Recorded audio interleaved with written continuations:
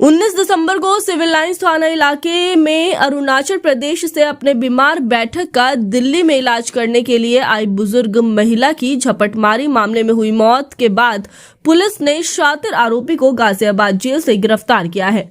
झपटमारी के दौरान बुजुर्ग महिला को गंभीर चोट आई थी, जिसके इलाज के दौरान अस्पताल में मौत हो गई थी। पीड़िता महिला और उनके बेटे की शिकायत के आधार पर पुलिस ने मामला दर्ज किया और आरोपी की तलाश में दिल्ली से लेकर उत्तर प्रदेश और उत्तराखंड तक पुलिस ने आरोपी की तलाश की और आरोपी को गाजियाबाद जेल से पुलिस ने गिरफ्तार कर लिया है। उत्तरी जिले के डीसीपी मनोज कुमार मीणा ने बताया कि 19 दिसंबर को सिविल लाइंस थाना इलाके में अरुणाचल प्रदेश की बुजुर्ग महिला कुसांग दोरजी अपने बेटे पासंग दोरजी के साथ ई रिक्शा से जा रही थी। उस दौरान बाइक सवार बदमाश ने महिला से उनका बैग स्नैच किया, जिसमें 1 लाख रुपए नकदी, जरूरी डॉक्यूमेंट और एप्पल आईफोन था।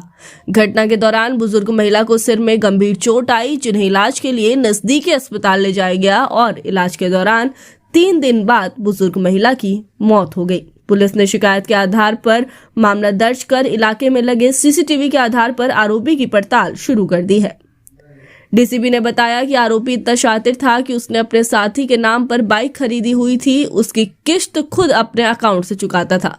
सीसीटीवी और बाइक मैकेनिकों से मिली जानकारी के आधार पर पड़ताल करती हुई बाइक के मालिक तक पहुंची। पुलिस को पता चला कि जिसके नाम पर वह बाइक रजिस्टर्ड है, वह पहले से ही जेल में बंद है। फिर पुलिस द्वारा उसके बैंक अकाउंट की डिटेल खंगालने पर पता चला कि आरोपी ने यह बाइक अपने साथी के नाम पर खरीदी हुई है।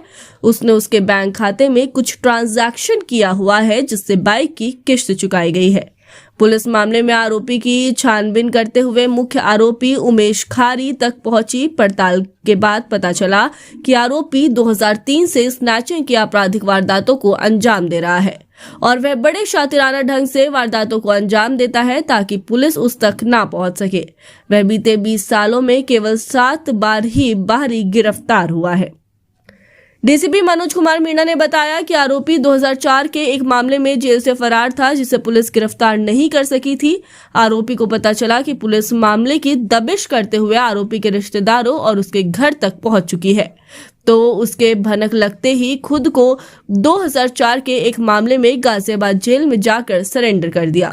पुलिस टीम ने आरोपी को जेल से ट्रांजिट रिमांड पर लिया है, जिससे पूछताछ के आधार पर मिली जानकारी से पता चला कि वह केवल फॉरेनर और उनके जैसे दिखने वाली बुजुर्ग महिलाओं को ही टारगेट बनाता था और वह केवल पैसों का बैग ही स्नैच करता था।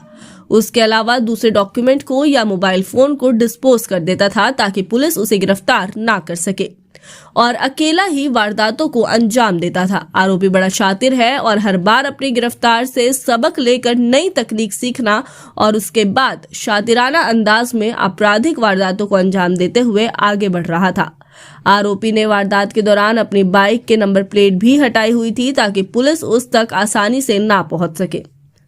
बता दें कि गिरफ्तार किए गए आरोपियों का नाम उमेश खारी है, जो झज्जर हरियाणा का रहने वाला है। उसने झज्जर के पशुपालन का बड़ा काम भी किया हुआ है। आरोपी अपने परिवार के साथ झज्जर इलाके में रहता था और दिल्ली में आपराधिक वारदातों को अंजाम दे रहा था। आरोपी से मिली जानकारी के आधार पर पुलिस को पता चला कि वह स्नैचिंग की वारदातों को कभी भी चोरी की बाइक पर अंजाम नहीं देता था। दिसंबर को खैबर पास सिविल लाइंस में एक इंसिडेंट रिपोर्ट हुआ था, जिसमें एक एल्डरली लेडी का पर्स स्नैच हुआ था और पर्स स्नैचिंग की वारदात के दौरान वो ई रिक्शा में जा रही थी, जिसमें ई रिक्शा से गिरने से उनके सर पे काफी गंभीर चोट आई थी।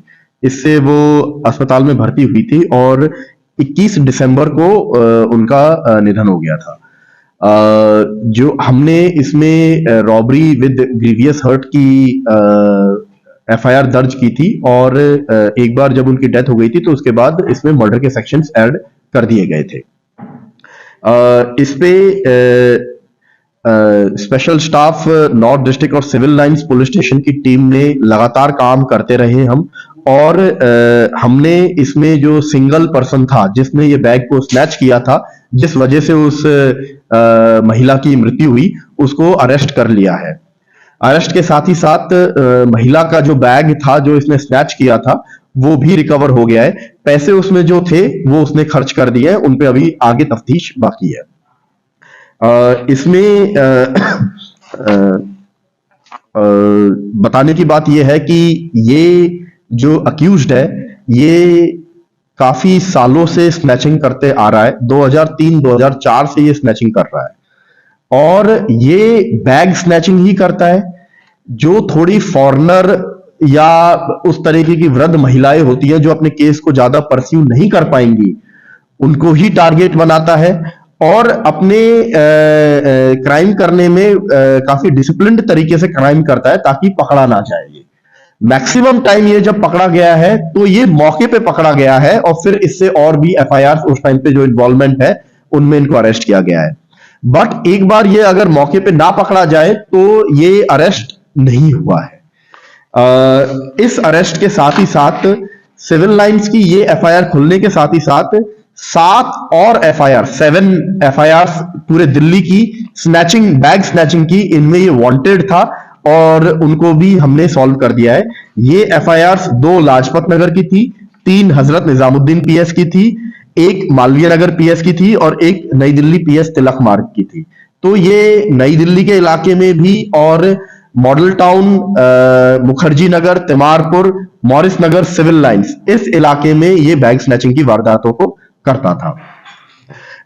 इसमें हमारी टीम की जो इन्वेस्टिगेटिव कैपेबिलिटीज है उसका इस चीज से पता लगता है कि ये टोटली ब्लाइंड केस था और इसमें सीसीटीवी से भी कोई क्लू नहीं मिल पा रहे थे क्योंकि ये उन जगहों से निकला जहां पे सीसीटीवी कवरेज बहुत ज्यादा थी नहीं। इसके बावजूद हमारी टीम ने जो बहुत ही ग्रेनी सीसीटीवी फुटेज आई थी उससे और जो मोटरसाइकिल कंपनी के मैकेनिक्स होते हैं उनकी मदद से ये पता किया कि ये मोटरसाइकिल का एग्जैक्ट कौन सा मॉडल हो सकता है जिससे ये किया है और फिर उससे आगे बढ़ते हुए इस केस को खोला है।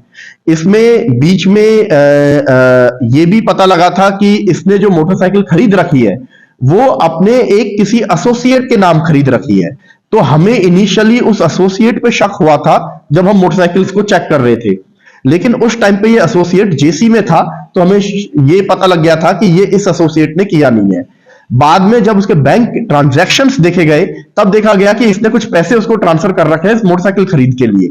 उस तरीके से हमें इसके ऊपर ज्यादा शक होने लगा। साथ ही साथ इसमें फिर मुखबिरी भी हुई जिसकी वजह से हमें और ज्यादा विश्वास हो गया कि इसी ने ये वारदात की है। इसमें 2 और पेक्यूलियर चीज है इस क्रिमिनल के बारे में। पहली चीज, ये अपने नाम पे कभी कुछ नहीं करता था। इसके पास जितने भी इसके एड्रेसेस मिले हैं, जितने भी इसके कार्ड्स मिले हैं, सारे फेक मिले हैं। ये जो भी गाड़ियां खरीदता था वो अपने किसी रिश्तेदार के नाम खरीदता था या किसी एसोसिएट के नाम खरीदता था और ये स्नैचिंग जब करता था तो उस मोटरसाइकिल से करता था, चोरी की मोटरसाइकिल से नहीं करता था ताकि ज्यादा सीसीटीवी फुटेजेस जनरेट ना हो। उन मोटरसाइकिल्स पे भी ये जब स्नैचिंग करता था उस टाइम पे नंबर प्लेट हटा देता था ताकि कुछ लिंक ना बन पाए। तो इतना शातिर होने के बावजूद हमारी सिविल लाइंस और स्पेशल स्टाफ की टीम ने इसको पकड़ा है और इस केस को सक्सेसफुली सॉल्व किया है। नाम क्या है और कहां से पकड़ा? ये उमेश खारी है इसका नाम। ये रहने वाला वैसे इसका एड्रेस लोनी का है, हालांकि वो एड्रेस भी फिर झूठा निकला था। झज्जर में इसने कुछ गाय भैंस पालन भी कर रखा है, वहां इसने काफी बड़ी जमीन ले रखी है जहां पे ये अपना कुछ चला रहा है। इसको ये इसमें एक और चीज मैं आपको बताना चाहूंगा। जब ये वारदात करता है तो ये जब इसको लगता है कि पुलिस को पता लग गया है या पुलिस प्रेशर बना रही है तो ये किसी जेल में जाके, किसी दूसरे स्टेट की जेल में जाके छुप जाता है। ये अभी भी इसने क्या किया था कि जब इसको पता लगा कि इसके आसपास रेड होने लगी, इसके घरों पे इसके जो जानने वाले थे उनसे पूछताछ होने लगी, तो इसको पता लग गया था कि पुलिस मेरे पीछे पड़ गई है, पुलिस को पता लग गया है कि ये वारदात मैंने की है। तो ये बिना बताए, बिना पुलिस की नजर में आए, ये लोनी के जो जेल थी, गाजियाबाद जेल थी, गाजियाबाद कोर्ट में ये 2004 के मामले में अपनी श्योरिटी इसने कैंसिल करवा दी और श्योरिटी कैंसिल करवा के ये उस जेल में चले गया ताकि पुलिस इसको ना पकड़ पाए और किसी को खबर भी नहीं थी कि ये जेल में चले गया है। लेकिन हमारी टीम कंटिन्यूअसली इसको मॉनिटर कर रही थी और ये 2 तारीख को कोर्ट में पेश हुआ था और जेल गया था और 3 तारीख को हमें खबर मिल गई थी कि ये जेल में है और फिर हमने वहां से इसका प्रोडक्शन वारंट लिया।